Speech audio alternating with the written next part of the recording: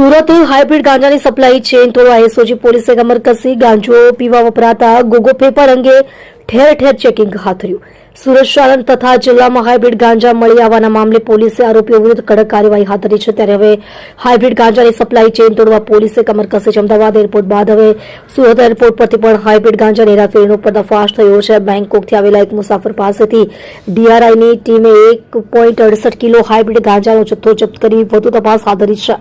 તો બીજી તરફ સુરતમાં અવારનવાર હાઇબ્રિડ ગાંજાની સપ્લાય ચેન તોડવા પોલીસે પણ કમર કસી છે.